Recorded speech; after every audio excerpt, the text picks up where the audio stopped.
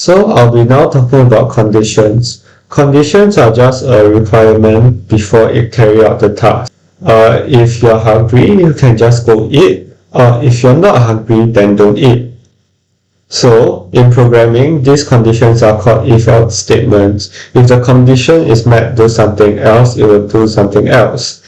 So let's say if you're hungry, which is hungry equals to true, true is a boolean, and if hungry, print go eat. So in theory, it will just print go eat. But if it's false, in Python, then there is a elif. So in this example, hungry equals true, sleepy equals false. If hungry, else if, print go sleep, else if, do nothing.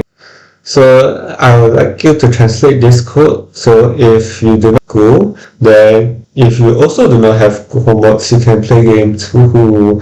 And then if you do have school, then you have to go to school. Then if you don't have school and you have homework, so indentations is important. So just now as example, you realize there's a space in between. This is a Python indentation. You can use tab or 4 spaces. This allows it to so that it will not exclude it. So let's say if hungry, it will go through this one instead of. So if it's outside, it will just not do the if statement. Now let's move on to operators.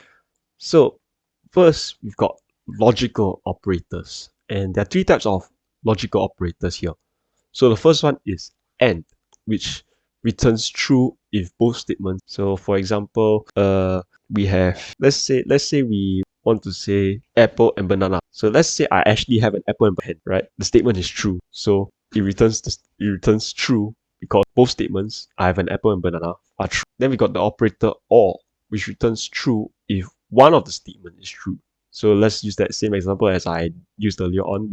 But let's say I've got no apples, for example. I just have the banana, right? But what we put in the code is that I have both an apple and banana. If you put OR, it will still come out as true because one of the items, which is the banana. Lastly, we've got NOT, which is the reverse result. It returns false if the result is true. So basically just think the opposite of AND and OR. If you get the return statement of, just think of it as false when the NOT function, the NOT operator has been added. Then we've got comparison operators. So these ones are basically using symbols to represent a different description. So first one we've got equal. So you use a double equal sign to show that something equals to. Okay. Next we've got exclamation mark equal. This means not equal. So usually when you have these kind of comparison operators, you need to 2 different numbers. So this how these operators are used. Then we've got more than, which is the arrow facing towards the room. Then we've got less than, which is the arrows that are facing to the left.